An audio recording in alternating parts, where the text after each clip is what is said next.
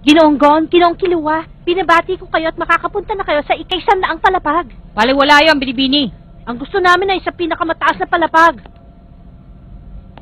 Ang mga manlalaro sa ikaisandaang palapag ay nagkakaroon ng pribadong kwarto at lalaki ang premyo. Alam ko na rin yun. Pribadong kwarto? Hindi na tayo makakalaro ng paluan ng unan ngayon. Siya nga pala, huwag niyong ipapakitang mahina kayo dahil ang makakalaban niyo ngayon ay hamak na mas malakas na nauna. Sa ikaisandaang palapag, mas matitindi na makakalaban ninyo. Karamihan sa mga manlalaro ay ginagawa ang lahat ng paraan ng kanilang nalalaman para tumagal lamang sa paligsahan. Minsan nga gumagamit sila ng paraang labag sa patakaran ng laro.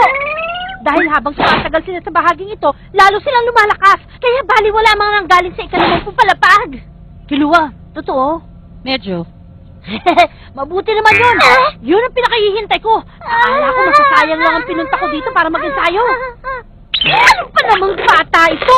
Ang Coliseo sa langit ang lugar kung saan mo makikita ang pinakahalangang kaluluwa. Tapos tungtuwa pang dalawang ito. Saan mo paano kaya sila nanggaling? Dahan-dahan ka lang ha. Nung huling nagpunta ako dito, naging madali para sa akin ang baitang na ito. Kailan ba yun? 6 na taong kulang ako. 6 na taong gulang ka pa lang? Tayo na, Gon. Oo. Sana ay makita ko kayo uling sumakay dito sa elevator.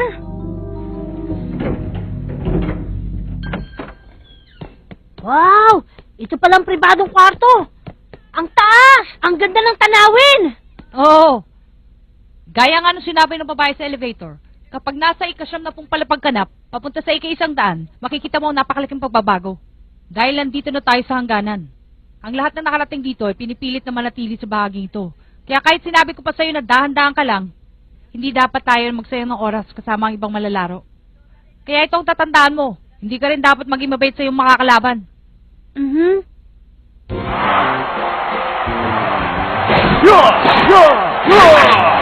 Kabatay, pagklase ka! Hindi katulad ng mga nauna. Alam mo, unasan mo man ang uhog mo, hindi mo rin ako matatalo. Alam mo bang 100 manlalaro na pinabagsak ko sa labanang ito? Kaya mabuti pa, sumuko ka na lang sa laban ito. Ananalo! Si Don! Bali wala mga manlalaro dito. Asuturo! Si Kiluwa! Lapit sa rin! Oo, nandyan na! 3 araw lamang po ang kinailangan nila Ginoong Gon at Ginoong Kiluwa para makapunta sa 150 palapag. Madali na lang tinalo ang 7 kalaban. At hindi lang yon mga kaibigan. Wala man lang minsan nakatama sa kanila hanggang kailan kaya nila dadala ng swerte ito sa... Ginawa namin yon para manalo. Huwag mo sabing swerte yun. Pero nakakaya. Nung unang punta ko dito, inabot ako ng 2 buwan para makarating sa ika-150 palapag. Nakikinig ka ba, Gon? 10, 100,000, 10,000, 100,000. Kiluwa, ang mga numerong nakasulat dito, ngayon ko lang nakita sa buong buhay ko. Nung isang araw kahit 5 wala ako. Mahiram muna nito sandali. Teka, bakit? Hindi ba pareho lang ang perang nakadeposito sa bangko natin? Oo, pero nagamit ko na eh. Naubos! Saan naman? Kanina ko pa napapansin yan, Ano ba mga yan?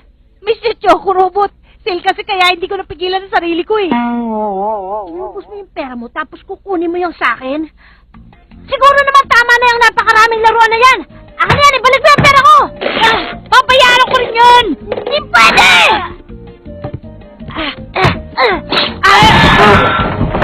Hindi ka dapat nagsasayang ng pera, Kiluwa! Si Mr. Choco Robot hindi pag-aspay ng pera! O ano ha? Teka! Aray! Mag-ensayo ka pa! Baka hindi ka umabot sa ika-200 palapag! Alam mo ba, mas malakas pa sa akin si Hisoka? Alam ko yung Kiluwa, pero ang hindi ko alam ay kung paano ensayo. Kiluwa, naalala mo pa ba si Zushi? Oo naman! Malamang nasa ika-50 palapag pa rin siya. Hindi ba sinabi ko sa'yo na hindi pa rin nagbabago ang kanyang kakayahan? Oo, pero di ba nahirapan kang talunin siya? Nung maglabang kami, ilang beses ko siyang tinamaan. Pero nakakatayo pa rin siya para lumaban. Nagulat ako sa kanya. Kaya naisip kong seryosohin.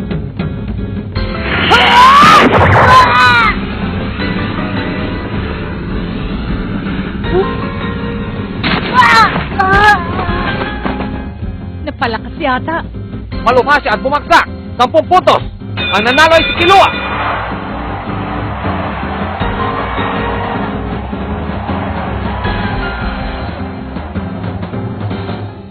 Nakatayo pa rin siya dahil sa hindi mapigilang lakas sa pag-iisip.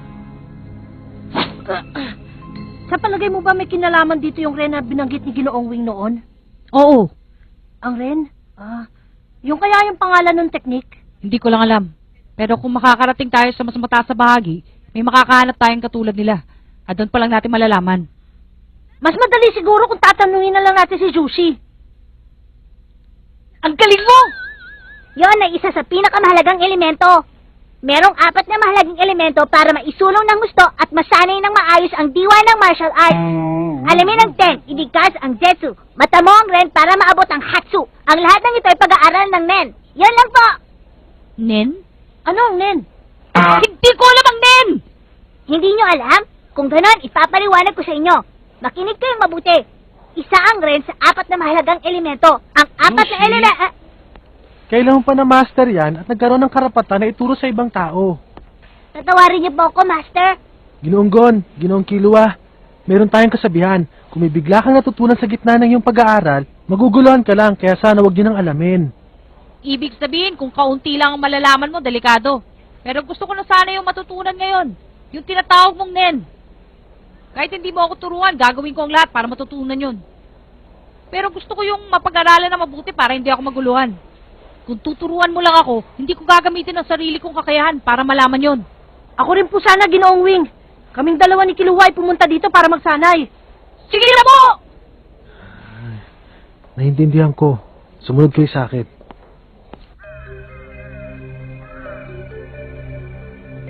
Ang Nen ay ang pagpapainit sa inyong espiritu. Kaya nitong palakasin ang inyong isipan. Ang paraan para maisagawa ang Nen ay nahahati sa 4 na sistema. Binubuo rin ng 4 na elemento, ang Ten, Zetsu, Ren, at Hatsu. Ang una sa lahat ay kailangan mo ng konsentrasyon para masiguro mo kung ano talaga ang dapat mong gawin. Dito mo gagamitin ang Ten. Kasunod naman ng Zetsu para malaman mong laman ng iyong isip. Gamitin ang Ren para sa determinasyon at ang Hatsu para maisagawa ang iyong balak. Ginoong Killua, nung gamitin ni Jushi ang Ren, ay natakot kang baka hindi mo siya matalo. Maganda kung subukan natin, kaysa naririnig niyo lang ito. Ginoong Killua, pwede ka bang tumayo? Iisipin ko na gusto kitang tapusin. Handa ka na ba? Sige, pwede. Pero imposible yun. Sisimulan natin sa umpisa. 10.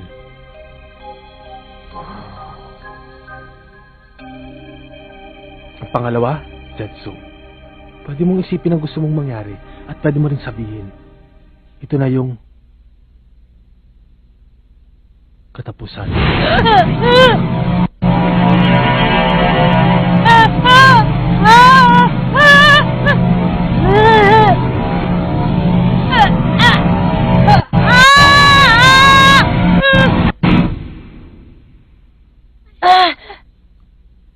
Ang tawag doon ay Ren. Kung ang Ren o ang determinasyon mo ay malakas, didiretso ito at magiging Hatsu. Sabi nila dito raw nagsimula ang kayabangan. Ibig sabihin, kung magugulat sa iyo ang kalaban, siguradong tatakbo na siya. Minsan ay magiging matigas ang iyong ulo at hindi mo na rin malalaman kung tama pa o mali na iyong ginagawa dahil nga sa Ren. Dapat lang na dahan-dahanin mo ang paggamit nito bago niya kainin ang buo mong pagkatao. Kayong tatlo, simulan niyo ng pagsasanay para maalagaan yung inyong kalooban. Kung gusto niyong matutunan ng Nen, dapat ay mapaghusay niyo muna ang inyong sarili sa pag-aaral ng Ten. Kapag magaling na kayo sa Ten, siguradong hindi na kayo tatalon ng inyong makakalaban. Maraming salamat po!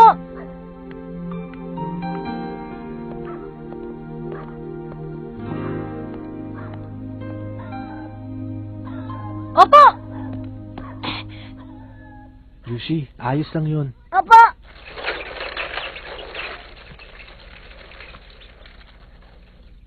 Bueno, Yushi, simulan natin ang pag-aaral. Opo. Uumpisa natin sa 10. Ang galing talaga ni Ginoong Wing, ano? Naiingit na tuloy ako kay Zushi dahil meron siyang mahusay na master. Merong paliwanag niya sa kasinungalingan. Bakit naman? Ang sinabi na sa atin ay mukhang makatotohanan at naniniwala rin ako sa kapangyarihan ni Ginoong Wing. Pero hindi ko makita ang katatagan ni Zushi sa mga sinabi niya. May tinatago sila sekreto. Nakita mo ba kung paano siya tignan ni Zushi habang siya nagpapaliwanag? Siguradong alam niya. Oo nga, no. Pero bakit naman siya magsisinungaling sa atin? Dahil masyadong delikado ang kanyang nalalaman. Ang tinatawag niyang Nen. Habang nandito ako sa Coliseo sa langit, aalamin ko kung ano magagawa ng Nen.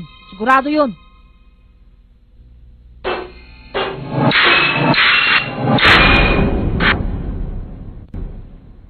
Anong problema, Sushi? Mukhang nababaga pang iyong 10. Master, hindi ko maintindihan kung bakit ka nagsinungaling. Nagsinungaling? Tungkol ba yan doon sa pagpapaliwanag ko sa kanila? Yun nga po, ang apat na elemento ay Ken, Jetsu, Ren at Hatsu. Pero ang mga ibig sabihin ay hindi tugma. Nagsinungaling ka ba dahil hindi mo sila estudyante? Hindi ako nagsinungaling. Ang Nen ng masigasig na kalooban ay isang mahalagang pagsasanay para mapalakas ang iyong espiritu. Nang sa ganun ay magamit mo ang iyong kapangyarihang tumapos ng buhay. Hindi ko talaga ito ituturo sa kung sino-sino lang. Dahil masyado mapanganib ang kakayahang ito. Lalo na kung ang taong gagamit ay irresponsable.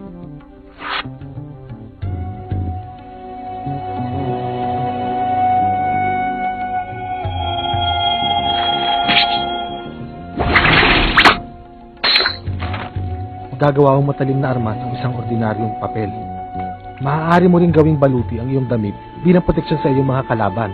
Ang Nen ay pwedeng matutunan ng kahit na sino. Kaya ang katulad ko ay dapat mamili kung sino lang ang dapat nilang turuan. Master Wing, akin ang aklat na yan at hindi ko pa nababasa. Ah! Sa akin din yung soft drinks na yun. Ah! Patawad! Ibang klase talaga mga kaibigan. Ang manlalarong tugon at si Kilo ay natapos ang 170 palapag sa loob lamang ng 1 linggo at walang kagalos-galos. Nahihiya pa rin ako sa sarili ko. Huh? 2 taon nang binuno ko noon para makarating sa 200 palapag. Samantala ikaw. Siyempre, dahil 6 na taon ka pa lang nung unang punta mo dito, hindi ba? Oo, pero kahit na... Ayan na. Paket na po tayo. Ah! Hi! Kumusta? Nakarating na sila kagad sa 200 palapag? Opo, sa bagay magaling naman talaga ang dalawang yon. Master? Paano na, Wing? Ano kayang meron sa 200 palapag? Hindi ko alam. Nakaabot ako dito pero hindi ako nagparehistro noon. Kaya hindi ko masasagot ang tanong mong yan. Binibini! Ano bang meron sa... Binibini? Hindi mo alam. Kung ganun, wala ka naman palang pakinabang. Kiluwa. Bumababa na talaga ang kalidad ng lugar na to. Dapat tinuturuan nila mga tauhan nila. Kiluwa, tama na. Kung hindi naman, dapat mas magagandang babae inuupahan nila. Sabi ng kanya, Kiluwa! Sumasapla na kaya! Ha?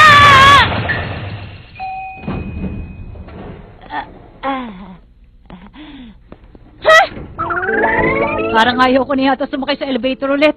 Ako rin. Ha? Nararamdaman mo bagon? Ito na naman.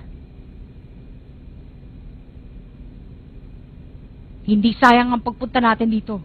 May gumagamit ng Nen sa dulo ng pasilyo. Paano na? Kailangan pa rin nating dumiretso, Gon. Total, hindi rin naman niya itinuro sa ating kung paano paggamit ng Nen. Tayo na! Tumuloy na tayo!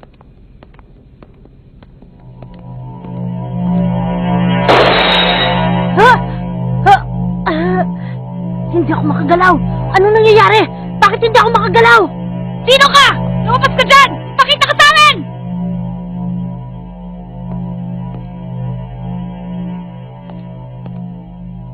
Ginoong Gon at Ginoong Kiluwa, tama ba ako? Nandito po ang lugar kung saan kayo magpapatala. Hali kayo! Kumpletuhin niyo po ang pagpaparehistro para sa 200 palapag.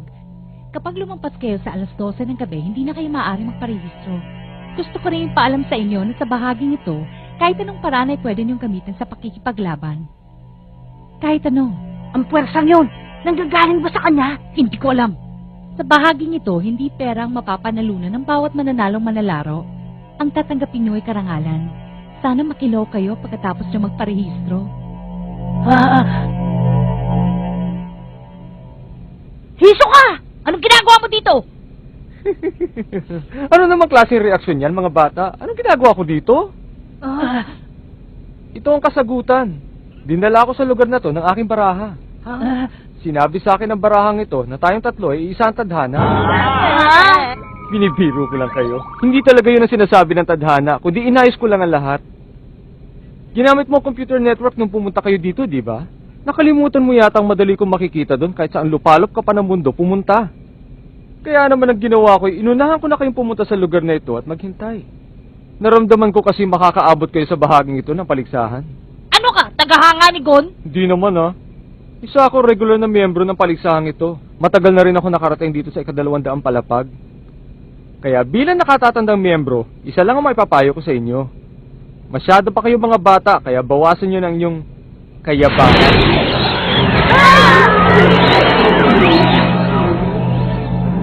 Kung gaano man kaaga, depende sa inyong kondisyon. Bumalik na lang kayo.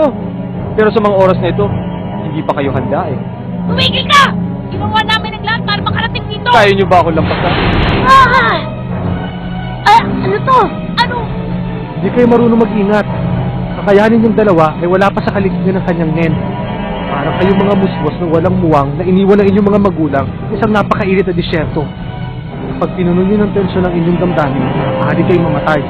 Ito ba, Nel? Kung gano'n ang ibig sabihin na nararamdaman namin, hindi kami makakataan dito! Turo ko sa inyo kung anong tunay na nen. Kaya mabuti pa, umalis na tayo sa lugar na to. Sandali! Kung hindi kami makakapag-rehistro ngayon, ano mangyayari sa amin?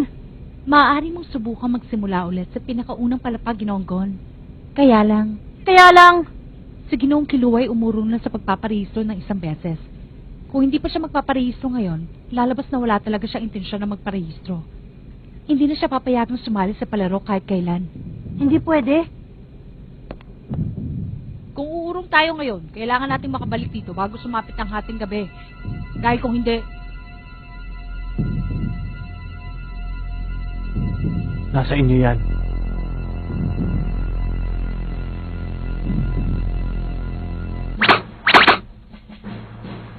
Yan ang tunay na nen. may painit-init ka pa na espiritu. Nagtiwala kami sa'yo. Paano mo nagawa magsinungaling sa amin? Ano klase kang guro? Ginong Kilua, nakikita ko sa iyong mga mata na talaga interesado kang matutunan ng nen. Ano naman ang dahilan mo? Dahil konektado yan sa sekreto kapangyarihan ng aking kapatid. Ang kapatid mo'y gumagamit ng nen? Oo, sigurado yun. Sa palagay ko naman ay alam mo ang madilim na bahagi nito, kaya tuturuan kita, Ginoong Kilua. Ang ibig sabihin ng nen ay ang kakayahang kontrolin ng puwersa ng buhay na kung tawagin ay aura, ang liwanag na bumabalot sa buong katawan. Ang lahat ng nilalang ay kayang gamitin ito. Kaya lang, karamihan sa kanila ay walang kakayahang pumigil. Kaya minsan, ang nagiging bunga nito ay karahasan. Ang teknik para maitago ang puwersa sa loob ng katawan ay tinatawag na ten. Kapag ginamit mo ito, lalong lalakas ang iyong katawan at kaya mong panatilihin ang iyong kabataan. Sunod ay ang Zetsu. Ito ang nagpapakawala sa aura. Matutulungan ka rin nito para mapawi matinding pagod na nararamdaman mo. Ang Ren naman ay magagamit mo para lalo mapalakas ang iyong aura.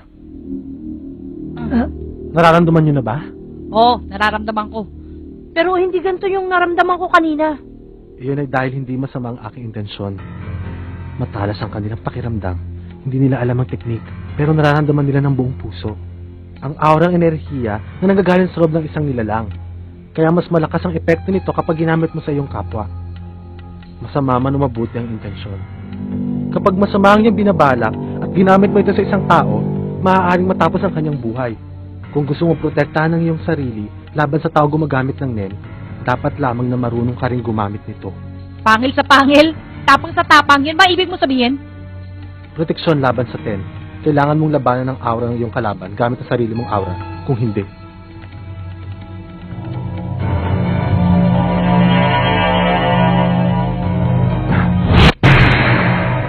Ha? matuturog ang iyong katawan na para isang semento. Madudurog? Naiintindihan niyo ba? Oo, naiintindihan ko na yung tatlo. Tatlo? Anong mga iyon?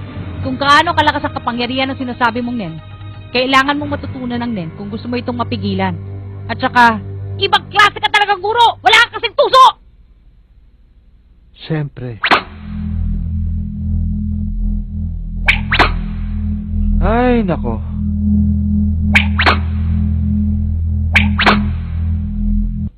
Masyado pa rin maaga.